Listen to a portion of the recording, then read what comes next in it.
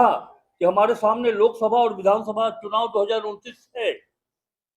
अगर विष पीना पड़े तो हम विष पीने के लिए तैयार हैं, हम विष पी रहे हैं, लेकिन इस महागठबंधन के अस्तित्व पर थोड़ा सा भी कोई ब्लैक स्पॉट नहीं लगने देंगे। एक राज्यसभा चुनाव जीतकर भारतीय जनता पार्टी यह न समझे कि हम पूरे झारखंड के राजनीति को अपने हाथ में कैच कर लिया। वो मात्र 1 वर्ग फुट जमीन उन्होंने लिया है।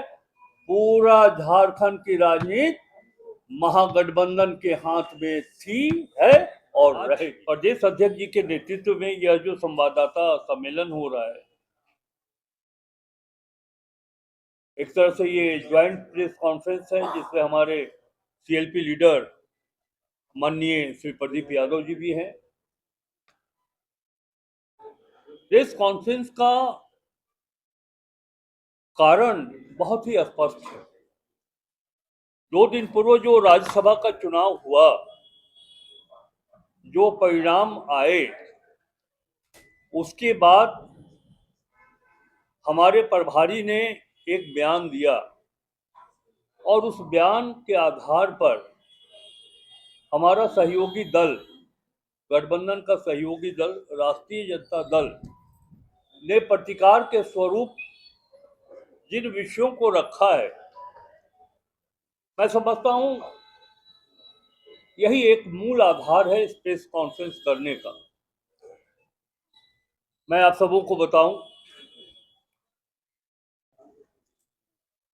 कि चुनाव के पहले झारखंड राज्य में झारखंड मुक्ति मोर्चा, भारतीय राष्ट्रीय कांग्रेस, राष्ट्रीय जनता दल और वाम दलों के बीच चुनाव परिणाम के उपरांत एक गठबंधन हुआ चुनाव के पूर्व, और जिसका आसार सरकार के रूप में दिखाई पड़ा।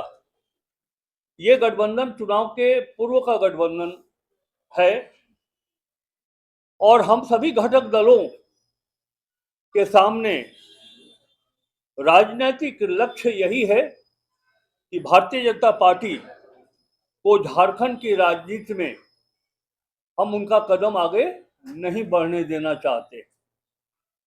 बिल्कुल स्पष्ट है, और इसका कारण है वैचारिक, नीतिगत और सैद्धांतिक दृष्टिकोण। हम सबों को पूरा विश्वास था, हमारे पास 56 वोट थे। 56 वोट हमारे दोनों प्रत्याशी चुनाव जीतते। एक प्रत्याशी की जीत हुई, झारखंड मुक्ति मोर्चा के प्रत्याशी, और कांग्रेस के प्रत्याशी प्रणव झा की हार हुई। जैसा कि हमारे प्रदेश अध्यक्ष जी ने कहा कि युद्ध और लड़ाई के मैदान में, चाहे वो चुनावी रण क्यों ना हो, आप जीतते हैं, आप हारते हैं। इस बात से तनिक भी भारतीय राष्ट्रीय कांग्रेस के माथे पे कोई शिकन नहीं है। हम लोगों ने व्यापकता से इस चुनाव को लिया है, लेकिन इतना जरूर है कि यह हार प्रणव झा और कांग्रेस की हार नहीं है, यह हार महागठबंधन की हार है। और हम यह मानते हैं कि हमारे सभी महागठबंधन दल के जो सहयोगी हैं हमारे, इस हार से सभी को चिंतित होना चाहिए। कारण स्पष्ट है कि जब हमारे पास पूरा वोट था तो हम चुनाव कैसे हार गए। ये एक चुनाव ही झारखंड के राजनीतिक भविष्य को तय नहीं कर सकता है। इसके बाद लोकसभा का चुनाव होगा, विधानसभा के भी चुनाव होंगे। इसीलिए सभी दलों को बैठकर सोचने की आवश्यकता है। एक बात मैं ये कहना चाहूंगा कि जब कोई लड़ाई होती है, जब कोई युद्ध होता है, तो नेतृत्वकर्ता के ऊपर एक बहुत बड़ी जिम्मेवारी होती है। हम इस बात को इसलिए कहना चाहते हैं कि चुनाव परिणाम में संख्या बल होने के बाद भी हमारी हार को लेकर के हमारे प्रभारी ने बस 2 ही पंक्ति का उनका स्टेटमेंट था कि हमारे साथ धोखा हुआ है। हमें यह वोट नहीं मिला है। आधा बयान मैं ये कह रहा हूं कि कोई भी कप्तान किसी भी चुनाव के परिणाम को देखने के बाद वो भावावेश में कोई बात रखता है, भावावेश में वो अपनी कोई टिप्पणी करता है।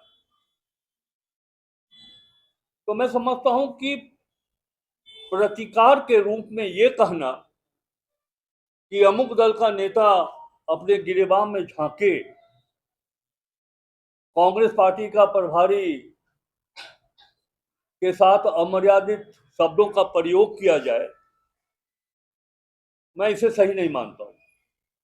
कांग्रेस पार्टी इसे सही नहीं मानती।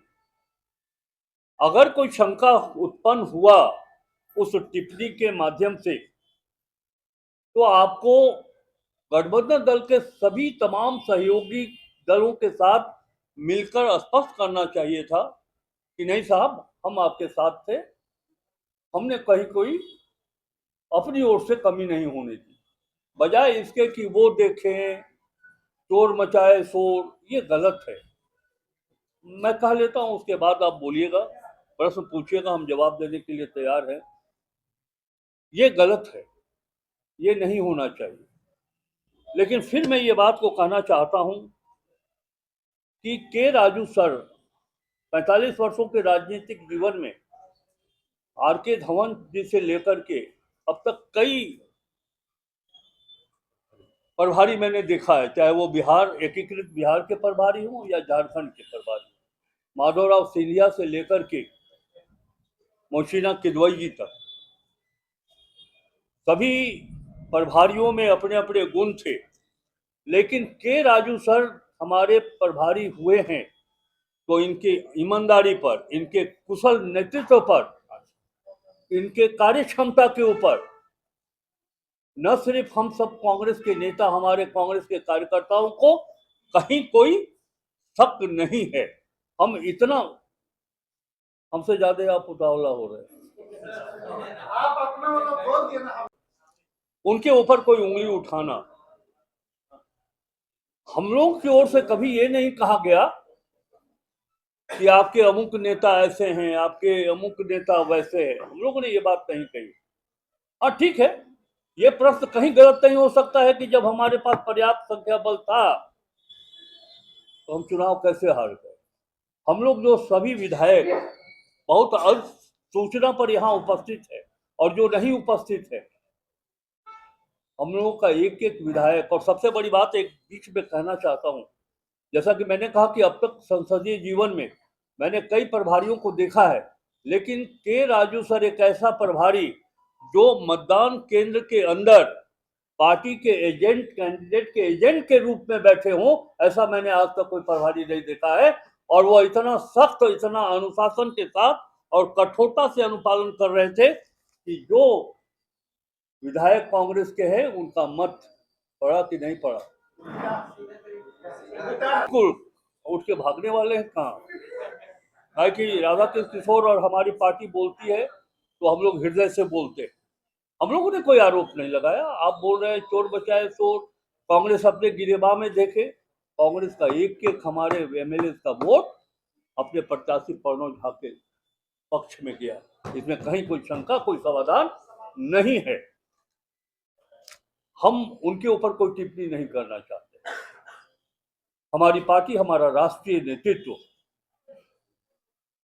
जो गेम है भारतीय जनता पार्टी का कि आपस में लड़ा करके उसका फायदा उठाओ, उनकी इस मंशा को, उनके इस सपने को चकनाचूर कर देंगे, कभी सफल नहीं होने देंगे। मैं तो यहां तक कहता हूं कि जो हुआ सो हुआ। मैंने अभी कहा कि हमारे सामने लोकसभा और विधानसभा चुनाव 2029 है। अगर विष पीना पड़े तो हम विष पीने के लिए तैयार हैं, हम विष पी रहे हैं। लेकिन इस महागठबंधन के अस्तित्व पर थोड़ा सा भी कोई ब्लैक स्पॉट नहीं लगने देंगे, ताकि भारतीय जनता पार्टी का कोई सपना साकार हो सके इस राज्य में। ये कदम कतई हम लोग नहीं उठाने वाले हैं। हम लोग एक थे, हम लोग एक हैं, हम लोग एक रहेंगे। फिर इस बात को दोहराते हुए कि आखिर क्यों हारे, इसकी समीक्षा होनी चाहिए, होनी चाहिए। मैं एक बात आपको कहना चाहता हूं, एक राज्यसभा चुनाव जीतकर भारतीय जनता पार्टी यह ना समझे कि हम पूरे झारखंड के राजनीति को अपने हाथ में कैच कर लिया है। वो मात्र 1 वर्ग फुट जमीन उन्होंने लिया है। पूरा झारखंड की राजनीति महागठबंधन के हाथ में थी, है और रहेगी। सर